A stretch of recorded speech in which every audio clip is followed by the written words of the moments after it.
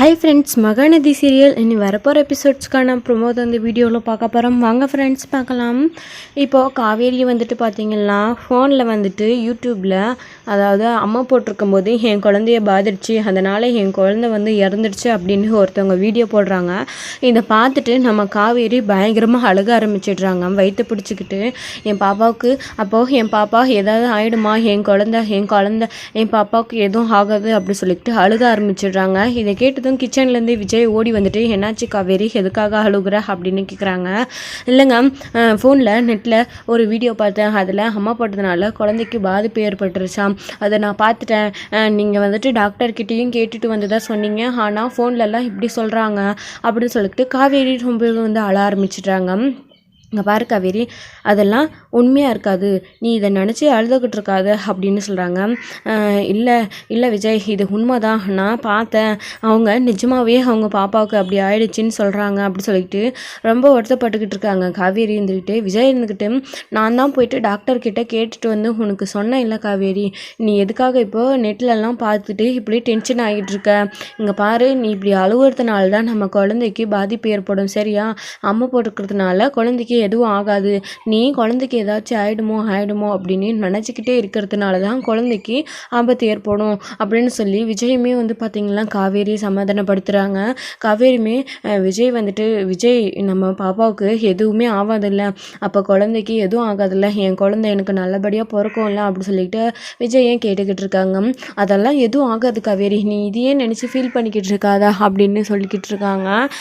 இப்போ காவேரியுமே அழுதுகிட்டே இருக்கிறதுனால விஜய் வந்துட்டு இங்கே பாரு, நீ இதெல்லாம் நினச்சி எதுவும் டென்ஷன் எடுத்துக்காத, இருந்தா உனக்காக நான் சத்தான டீ போட்டு எடுத்துகிட்டு வந்திருக்கேன் பால், இதை வந்துட்டு நீ குடிச்சிட்டு நல்லா படுத்து தூங்கி ரெஸ்ட் எடு அப்படின்னு சொல்கிறாங்க. இப்போ அவங்களுமே வந்துட்டு டீயை வந்து குடிச்சிட்டு வருத்தப்பட்டுக்கிட்டே இருக்காங்க. நீங்கள் படுத்துட்டு தூங்கு காவேரி அப்படி சொல்லிட்டு விஜயுமே அவங்கள தோளில் தட்டி கொடுத்து அவங்க மடியில் படுத்துக்கிட்டோமா விஜய் அப்படின்னு சொல்லி காவேரியை மடியிலே படுக்க வச்சு தூங்க வச்சிடுறாங்க. காவேரியுமே தூங்கினதுக்கப்புறம் அப்புறமா கீழே தலகாணி வச்சு விஜய் வந்து படுக்க வச்சுட்டு அப்படியே வந்துட்டு வெளியே போய் எழுந்து நின்று யோசிச்சுக்கிட்டு இருக்காங்க. வெளியில் போய்ட்றாங்க. டாக்டர் வந்துட்டு காவேரிக்கு ஃபீவர் வந்தால் அது வந்து குழந்தைய பாதிக்கிறதுக்கான சான்சஸ் இருக்குது அப்படின்னு சொன்னாங்க.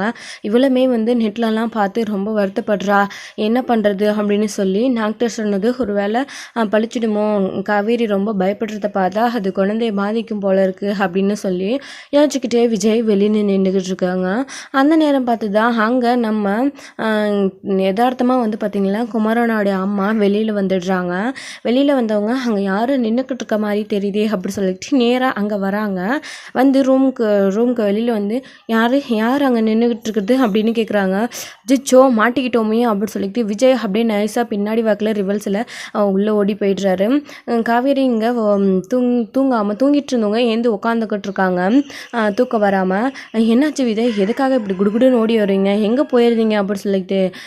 இல்லை காவேரி, நான் உன்னை தூங்க வச்சுட்டு அப்படியே சும்மா வெளியில் போனேன்னா அவங்க அத்தை வந்து பார்த்துட்டாங்க, அதுதான் நான் உள்ளே ஓடி வந்துட்டேன் அப்படின்னு சொல்கிறாங்க. விஜய், என்ன சொல்கிறீங்க, நீங்கள் எதுக்காக இப்போ வெளியில் போனீங்க, ஐயோ போச்சு மாட்டிக்கிட்டோம் அப்படின்னு சொல்லி காவேரி இங்கே ஃபீல் பண்ணுறாங்க. அப்போ தான் வந்துட்டு நம்ம குமரனுடைய அம்மா கத்தத்தை பார்த்து சாரதாவுமே வெளியில் வந்துடுறாங்க. என்னாச்சு மதனி, எதுக்காக இப்போது கத்திக்கிட்டு இருக்கீங்க அப்படின்னு. இல்லை சாரதா, இங்கே யார் நின்றுக்கிட்டு இருந்தாங்க, நான் யாருன்னு கேட்டேன், அவன் குடுகுடுன்னு அப்படியே உள்ளே போய் கதவு சாத்திக்கிட்டான், அதுதான் யாருன்னு தெரியல, நீ பார்வேன் வந்து அப்படின்னு சொல்கிறாங்க. என் காவேரி கதவு தரடி அப்படின்னு சொல்கிறாங்க. இப்போ விஜய் என்ன பண்ணுறதுன்னு தெரியாமல் உள்ளே ஓடி போய் ஒழிஞ்சிக்கிறாங்க. என்னம்மா என்னாச்சு அப்படின்னு சொல்லிட்டு. இல்லடி, இங்கே யாரையோ மதனி பார்த்தாங்களாம், அதுதான் வந்து உள்ளே யாரோ வந்த மாதிரி இருந்ததுதான், உள்ளே வந்து பார்க்கலான்னு வந்தோம் அப்படின்னு சொல்லாங்க. நான் இங்கே தான் இருக்கேன், அப்படியெல்லாம் யாரும் இங்கே வரலம்மா அப்படின்னு காவேரி சொல்கிறாங்க. இல்லை நான் பார்த்தேன் அப்படின்னு சொல்லிட்டு கேட்குறாங்க. அவங்க ஒரு வேளை பேயா இருக்குமோ அப்படின்னு சொல்லுவாங்க. பேயா அப்படின்னு சொல்லி அவங்களும் பயந்துக்கிட்டு இருக்காங்க. தெல்லு நான் பார்க்குறேன் அப்படின்னு சொல்லிட்டு உள்ளே எல்லா இடத்துலையும் போய் பார்க்குறாங்க. விஜய் அங்கே பாத்ரூம் உள்ளே போயிட்டு அது வழியாக சந்து வழியாக எப்படியோ ஒன்று வெளியில் வந்துடுறாங்க விஜய் வந்துட்டு. ஆனால் எங்கேயுமே தேடி பார்த்து கிடைக்காதனால உள்ளே யாருமே இல்லை மதனி, நீங்கள் ஒரு வேளை காவேரி சொல்கிற மாதிரி பேயை பார்த்துருப்பீங்களோ அப்படின்னு சொல்கிறாங்க.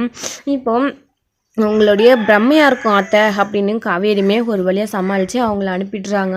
அவங்க போனதுக்கப்புறம் விஜய் உள்ளே தானே போனார், அம்மா உள்ளே வந்து பார்த்துட்டு வந்துட்டாங்க, இவர் எங்கே போனார் அப்படின்னு சொல்லிக்கிட்டு உள்ளே போய் பார்க்குறாங்க காவேரி. அங்கே விஜயுமே இருக்கிறதில்ல. இதை பார்த்ததுமே காவேரிக்கு விஜய் எங்கே போயிருப்பார், மாயமாயிட்டாரு அப்படின்னு சொல்லி யோசிக்கிறாங்க. அப்போ தான் வந்து விஜய் வந்து பார்த்திங்கன்னா கால் பண்ணுறாங்க.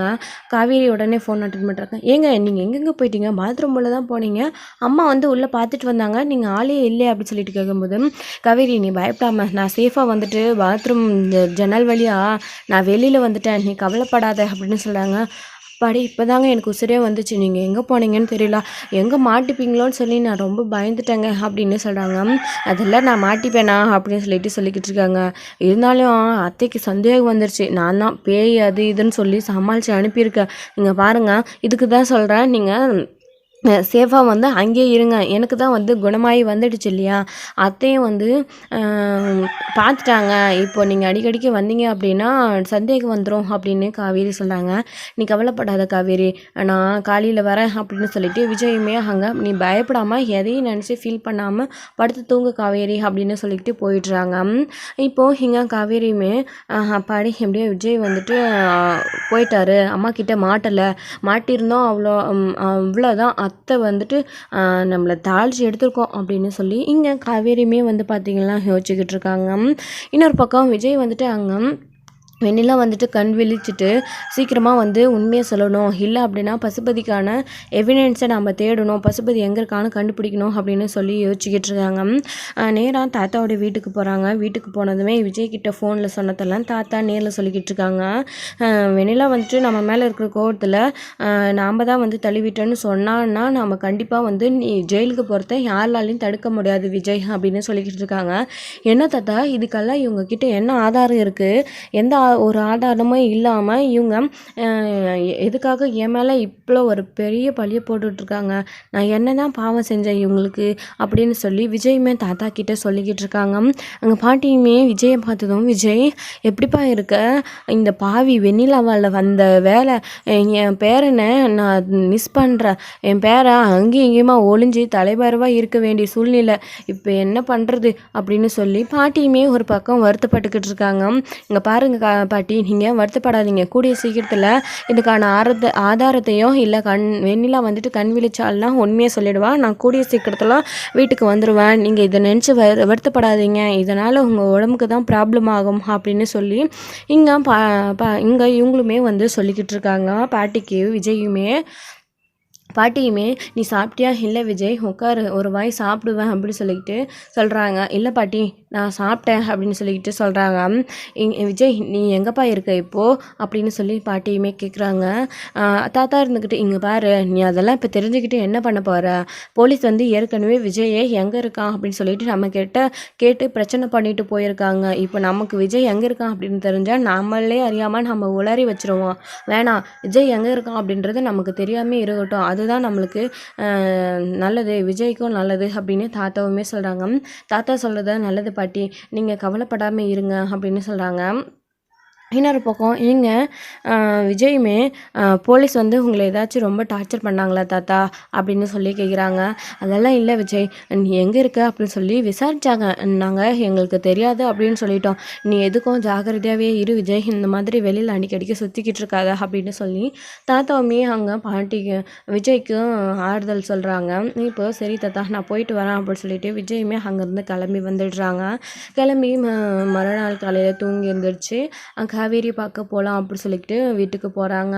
அங்கே போய் காவேரி கிட்ட டோர் ஓப்பன் பண்ண சொல்லி தட்டுறாங்க. காவேரியுமே ஓப்பன் பண்ணுறாங்க. இப்போ எதுக்காக வரீங்க விஜய், இங்கே நேற்றே வந்துட்டு நீங்கள் அத்தைக்கிட்ட மாட்டியிருப்பீங்க, ஜஸ்ட் மிஸ்ஸு, திரும்பவும் வந்திருக்கீங்க, அதுதான் எனக்கு எந்த ப்ராப்ளமும் இல்லை இங்கே பாருங்கள், எனக்கு நேற்றை விட இன்றைக்கி நல்லாவே வந்து க்யூர் ஆகி வந்துடுச்சு அப்படின்னு காவேரியுமே சொல்கிறாங்க. இருக்கட்டும் காவேரி, இருந்தாலையும் உன்னை பார்த்துட்டு போகலான்னு தான் வந்தேன், நீ எப்படி இருக்கேன்னு சொல்லிட்டு, நான் உன்னை வந்து பார்க்குறது கூட உனக்கு தப்பா என்ன அப்படின்னு விஜய் கேட்குறாங்க. காவேரி இருந்துக்கிட்ட அதெல்லாம் இல்லைங்க, நீங்கள் அம்மாவோடைய கண்ணில் அத்தையோட கண்ணுலையும் மாட்டிக்கிட்டா என்ன பண்ணுவீங்க, அதனால தான் உங்கள் மேலே இருக்கிற அக்கறையில் சொன்னேன் விஜய் அப்படின்னு காவேரி சொல்லிக்கிட்டு இருக்காங்க. அதெல்லாம் நான் மாட்டிக்க மாட்டேன், இங்கே பாரு உனக்கு முன்னைய விட இப்போ சரியாயிடுச்சு, இனிமேல் நான் வந்துட்டு இங்கே இருக்க மாட்டேன், உன்னை பார்த்துட்டு போயிடலான்னு தான் வந்தேன், நீ கவலைப்படாத அப்படின்னு சொல்லி விஜய் வந்துட்டு காவேரியோட கையை பிடிச்சி உனக்கு சரியாயிடுச்சு, இனிமேலுக்கு நம்ம பாப்பாவுக்கும் எந்த பிரச்சனையும் இல்லை, பாப்பாவுமே சேஃபாக இருக்கும், இன்றைக்கி ஒரு நாளை கழித்து நம்ம போயிட்டு டாக்டரை பார்த்துட்டு ஒரு ஸ்கேன் பண்ணிட்டு வந்துடலாம் உன்னோட திருப்திக்காக, சரியா அப்படின்னு விஜய் சொல்கிறாங்க. அதுவும் சரிதான் விஜய், நம்ம பாப்பா எப்படி இருக்கா அப்படின்னு டாக்டர்கிட்ட நானே போய் செக் பண்ணி என் கண்ணால் பார்க்குற வரைக்கும் எனக்கு பாப்பாவை பற்றின கவலை இருந்துக்கிட்டே தான் இருக்குது அப்படின்னு காவேரியுமே விஜய்கிட்ட சொல்லிக்கிட்டு இருக்காங்க. நீ கவலைப்படாத அப்படின்னு விஜயுமே சொல்லிக்கிட்டு இருக்காங்க. இப்போ தான் வந்துட்டு விஜயோட கையில் அம்மை போட்டிருக்கிறத காவேரி கவனிக்கிறாங்க. விஜய் உங்களுக்கும் அம்மை போட்டிருக்கு இங்கே பாருங்க அப்படின்னு சொல்லிட்டு சொல்கிறாங்க. தெரியலையே காவேரி, நானுமே இப்போ தான் பார்க்குறேன் அப்படின்னு சொல்லிக்கிட்டு விஜய் கை முகம் இதெல்லாம் வந்து செக் பண்ணி பார்க்குறாங்க. அப்போ தான் வந்து அம்மை போட்டிருக்கிறது அவருக்கே தெரிய வருது. இங்கே பாருங்கள் விஜய், இதனால தான் உங்களை தூரமாக இருக்க சொல்லி நான் அத்தனை தடவை சொன்னேன், என் கூடவே என்ன பார்த்துக்கிறேன் அப்படின்னு சொல்லியிருந்தீங்க, இப்போ இது உங்களுக்கும் தொத்திக்கிச்சு பார்த்தீங்களா, இப்போது உங்களை நான் பார்த்துக்கிறேன், நீங்கள் எங்கேயும் போக வேணாம், நீங்கள் இங்கே இருங்க அப்படின்னு சொல்லிட்டு காவேரி சொல்கிறாங்க. இங்கே பாரு அம்மாவாச்சு அத்தையும் வச்சு பார்த்துட்டாங்க, அவ்வளோதான் பிரச்சனை ஆகிடும், நீ என்னை பற்றி கவலைப்படாமல் இரு, நான் வந்துட்டு போய் அங்கே போய் நான் பத்திரமா இருக்கேன் அப்படின்னு சொல்கிறாங்க. இல்லை விஜய் நீங்கள் எங்கேயும் போகக்கூடாது, நீங்கள் எங்கேயே தான் இருக்கணும், என்னை எப்படி நீங்கள் பக்கத்தில் இருந்து பார்த்துக்கிட்டீங்களோ அதே மாதிரி நான் உங்களை பார்த்துக்கிறேன் அப்படின்னு சொல்லி எங்கேயுமே போக விடாமல் காவேரி வந்து பார்த்திங்களா விஜயை அங்கேயே வந்து உட்கார வச்சுக்கிறாங்க பிடிச்சி. இதோட இந்த எபிசோட் வந்து முடிச்சிருக்காங்க. நாளைக்கான எபிசோடில் விஜய் அங்கே இருக்கிற விஷயம் சாரதாவுக்கோ இல்லை காவேரியோடைய அத்தைக்கோ தெரிஞ்சால் என்ன நடக்க போகுது அப்படின்றத வெயிட் பண்ணி நெக்ஸ்ட் வீடியோவில் பார்க்கலாம். Friends bye. இந்த வீடியோ உங்களுக்கு பிடிச்சிருந்தா லைக் பண்ணுங்கள், ஷேர் பண்ணுங்கள், கமெண்ட் பண்ணுங்கள், மறக்காமல் பெல் ஐக்கானை கிளிக் பண்ணி வச்சுக்கோங்க.